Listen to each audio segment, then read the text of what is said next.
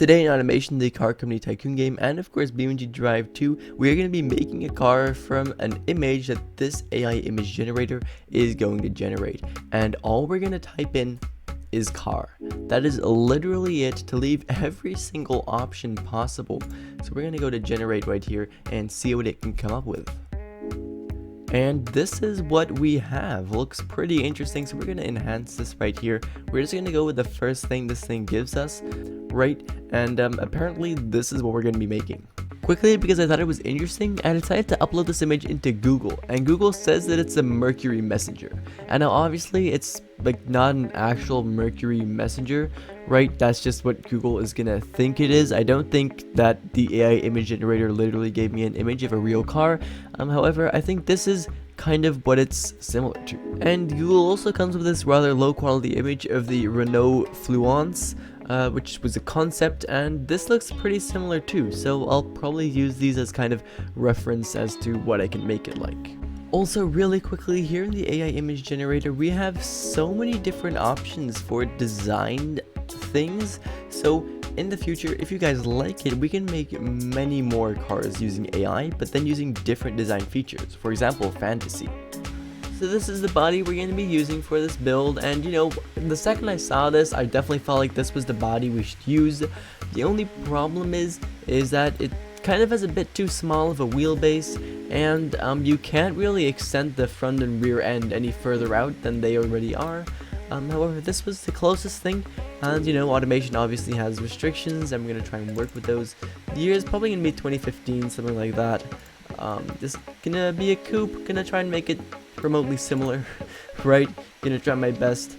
AHS steel monocoque. You can only put mid engines in this thing, which I do like. We're gonna make it a two-seater, so that's definitely gonna be cool. We're gonna go mid longitudinal here. Double wishbone and probably a McPherson strut, or actually we'll go double wishbone. Gonna go nice and fancy.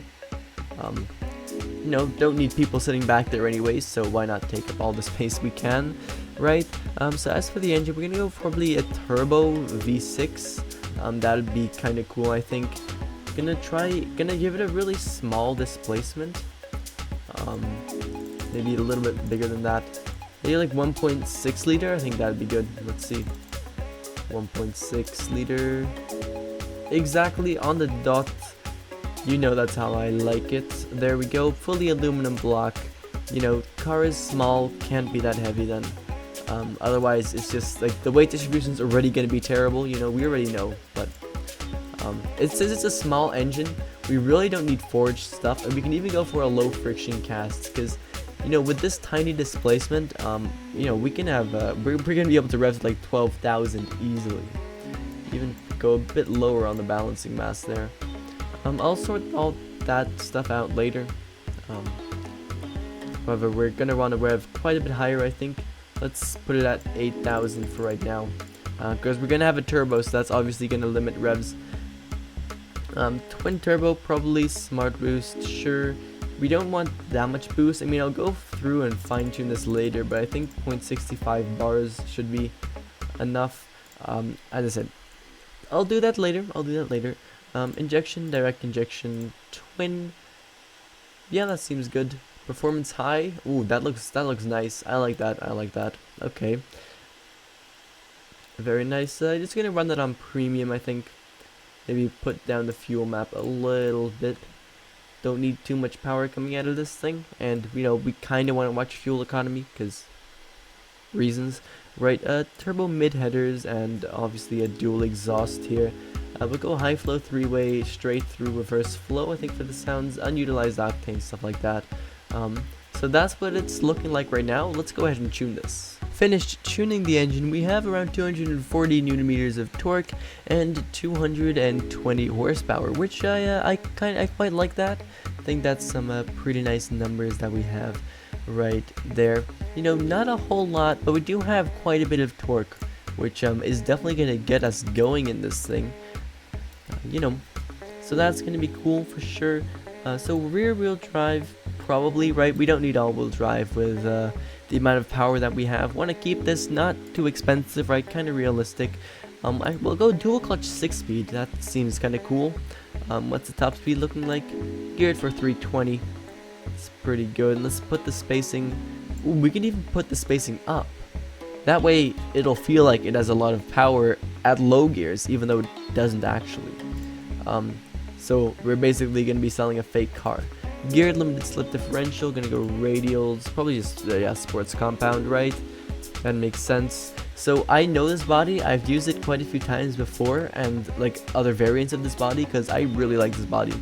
But with a mid-engine, it is going to oversteer into oblivion. So we need wide rear tires and not wide front tires. Yeah, this is not gonna end well. I'd also love to make the wheels a bit smaller to make the car lower to the ground. However, that's just not really how this body works. I mean, I can show you. If I make the wheels smaller, it'll start looking really weird, and the car will still have a bunch of ground clearance. So I reckon that 680s is actually pretty good here. Obviously, you'll need to give some of these some offset. There we go. That's looking a bit better already. We'll of course have to fine-tune that eventually, as we're gonna go vented disc, maybe 4 pistons, and then not too big in the front, and then make a solid disc 4 pistons in same size. Still gonna need to fine-tune that. I think we can have a little bit of race pad types, you know. So to ensure that the brakes actually work, although we don't have that much power, so it should probably go pretty well. We'll take cooling flaps, fully clad under tray, I like that. And then 2-seater, yeah, that's what we're gonna go for here.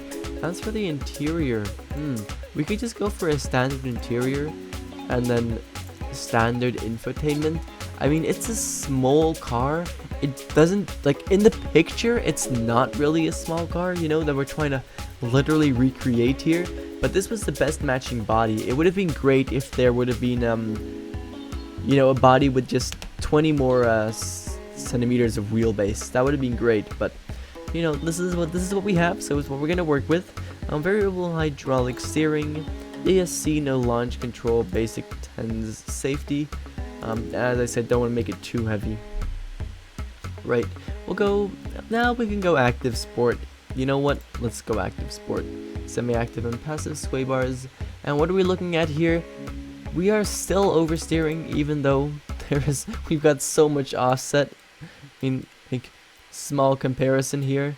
Actually, the front tires are wide, so maybe we can just make the front tires less wide instead of making the rear tires more wide. That is almost good enough. Okay, as well, we'll need to fine tune this anyways, and I'll do that whilst designing it, which I'm gonna do right now.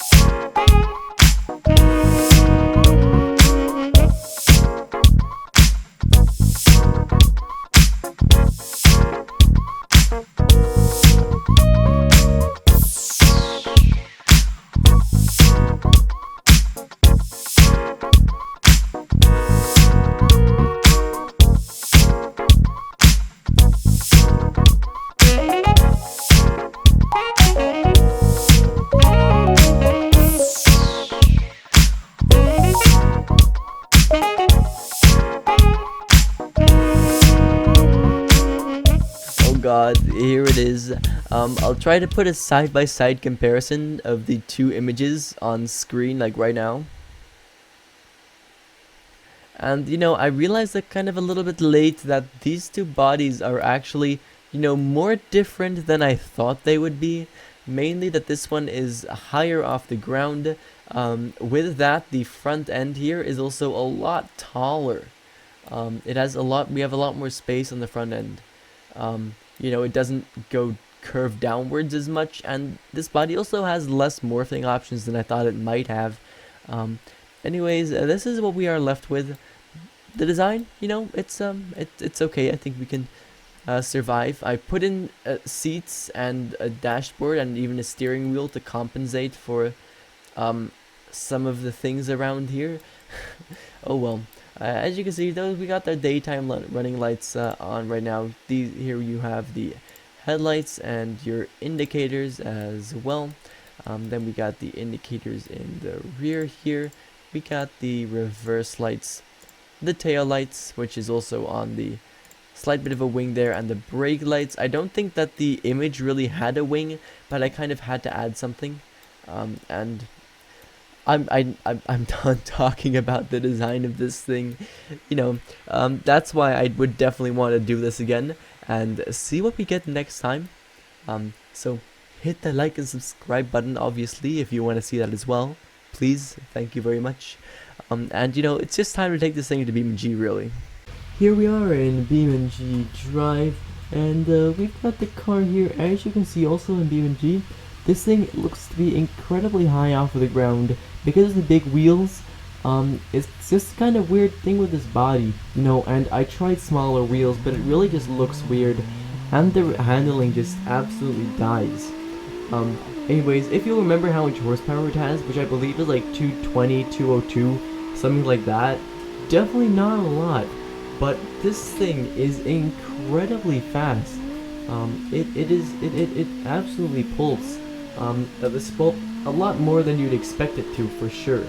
And something that would also help is if I was actually a good driver. I love to be, but oh well.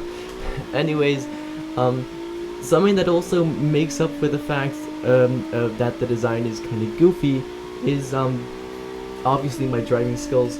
It's the insane handling of this thing. This thing handles like a dream, really. I don't even know how. I mean, the only reason I made the wheels so big was because automation said it improved handling, and because the car would otherwise be impossible to handle and it would oversteer into oblivion, stuff like that. Anyways, it's turned out pretty good for sure. And what we're gonna do in a second after testing this is driving it around on the automation test track, and then we can see how it compares to other cars. Because, like, honestly, I don't know, this thing feels so fast. I mean, I feel like it shouldn't be this fast, yet it is, which is definitely kind of cool. You can see the engine in the back there as well, which is something I also really like. Well, that's like the only cool thing about the design, I suppose. Let's stop talking about that. So we can drive here. Traction is insane. BeamNG said it wasn't gonna be good at all. That's why I made the tires really thick. BeamNG said, nah, but it's okay. And now we've crashed for like the third time. Oh my god, that is a seat right there. I think it's time to head over to the automation test track. Here we are, ready to go, and let's turn off the ESC. There we go. Anyways, oh, these dual exhausts are really spewing that smoke. Take that, L, environment activists. Anyways, this thing, I'm really interested as to what kind of a time we're gonna get on here. I really hope something pretty good. I'd be happy if it was 230 or below. Honestly, this thing is so fast at low speeds that we haven't even really tested high speeds yet. I feel like it's gonna, like, the acceleration is really gonna decrease there. I feel like it's kind of delusional how fast this car is. I feel like it's fake, like it isn't actually as fast as it kind of feels. As I said, below a 230 would definitely be nice. So now I guess it's the time to see what kind of a speed are we gonna get up to on the straight over here. You know what? Not that bad, but it's okay. Let's see if we don't die here. Oh my god, that was close. Okay, definitely scary. Let's also start braking here because I always mess up in this corner. That is, oh my god, That was 100% brake force since the second I started braking, and we still didn't make it. We're back on the straight. I don't remember how fast I was going last time, but you can probably check. I don't know. Let's see if we go any faster. This turn was a lot worse. Wow. Let's see if we can at least brake on time. That would definitely be funny. There we are. Oh, and it looks like we actually lived this time, which is something I'm pretty happy with. You know, doesn't happen all that often. Now, for the chicane, I either brake too early or too late. Always one of the two, so let's go now. Oh my god, that was actually really close to being perfect. I'm really proud of myself for that. Oh my god. I always lose so much time at the chicane. It's terrible. I'm just scared of crashing there. Should probably be focusing on taking the inside turn here. There we are. Wow, driving skills seem to be a little bit more on point than earlier. Maybe. Anyways, let's see what kind of a time we are going to get. Right now, it is looking really, really pretty good, man. With, you know, we wanted to get under at 2 minutes and 30 seconds, but I think that's definitely gonna happen now, at least if I don't choke in this last 2 turns. Wow. And here we are. There we go. 2 minutes and 16 seconds. That is absolutely insane. That is a lot better than I would have expected. So, in front of us is the Project R01 here, and that was actually a really interesting video. I'll link that down in the description for you guys. Basically, that was we used a 1940s body and we built a car with 2020 tech. You know, full 2020 engine, all that stuff. So that was definitely really cool to do. I'll link that video. And then behind us over here is the Kimiyoshi Z2E, which is a way too fast electric K-car MPV. So that's pretty cool. You know, and in front of that is the Conquest EV2 LX, which is, I think that was an SUV, but it was a supercar. Yeah, all very interesting. All those videos are on my channel. I don't have too many videos, so you'll probably be able to find them somewhere. We wedged ourselves in nicely here, once again losing a seat there. That's not ideal. It seems to be the passenger seat, so I'm very sorry. I really hope we didn't have a passenger. Anyways, and that was basically it for right now. Thank you guys ever so much for watching, and I hope to see you again in the next one. Bye bye.